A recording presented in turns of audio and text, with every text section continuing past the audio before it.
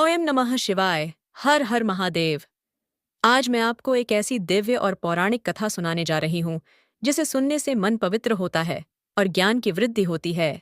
यह है चंद्र ग्रहण की संपूर्ण कथा। चंद्रमा, जो शीतलता, शांति और सौंदर्य के प्रतीक हैं, उनके ग्रहण की कहानी में धर्म, भक्ति और जीवन का गहरा संदेश छिपा है। तो आइए इस अद्भुत कथा की शुरुआत करते हैं। समुद्र मंथन और चंद्रमा का प्रकट होना। बहुत समय पहले, जब देवता और दैत्य निरंतर युद्ध में लगे रहते थे, तब देवताओं की शक्ति क्षीण हो गई थी। सभी देवता ब्रह्मा जी और विष्णु भगवान के पास पहुंचे।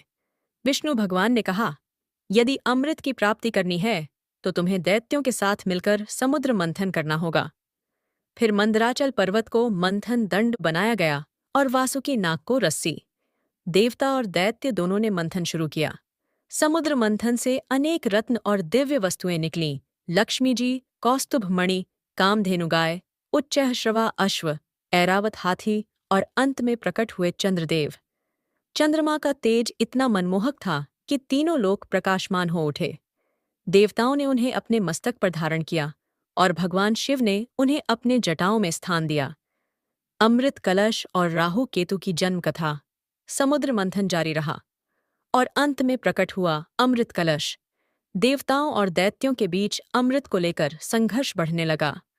तभी भगवान विष्णु ने मोहिनी का रूप धारण किया। मोहिनी रूप इतना आकर्षक था कि दैत्य मंत्रमुग्ध हो गए और अमृत बांटने का अधिकार मोहिनी को दे दिया। मोहिनी ने चालाकी से अमृत सबसे पहले देवताओं को पिलाना शुरू किया, लेकिन दैत्यों में से एक स्वरभानु देवता का वेश धरकर पंक्ति में बैठ गया। जैसे ही उसने अमृत पिया, सूर्य और चंद्रमा ने उसकी पहचान कर ली और मोहिनी को संकेत दे दिया।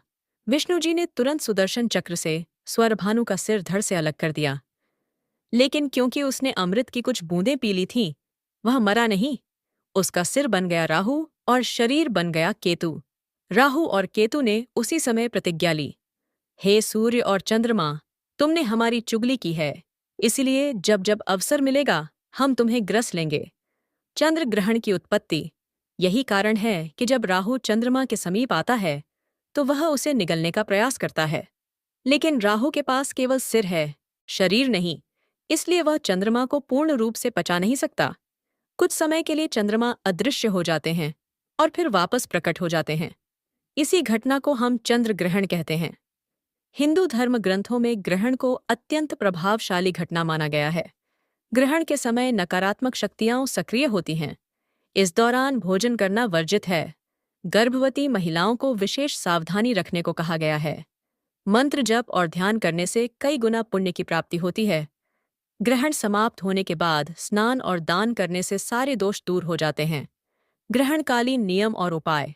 ग्रहण से पहले घर में पका हुआ भोजन नहीं खाना चाहिए। ग्रहण के समय एयूएम नमः शिवाय या एयूएम नमो नारायणाय का जप करना अत्यंत शुभ है। गर्भवती महिलाएं इस समय सुई, कैंची, चाकू जैसी चीजों का प्रयोग न करें। ग्रहण के बाद स्नान करके गंगा जल का छिड़काव करें। दान दक्षिणा करना और जरूरतमंदों की मदद करना बहुत पुण्यकारी है। चंद्रदेव का आध्यात्मिक महत्व। चंद्रदेव को मन का स्वामी कहा गया है। ऋग्वेद में उल्लेख है, चंद्रमा मनसो जात, अर्थात चंद्रमा मन से उत्पन्न हुए हैं।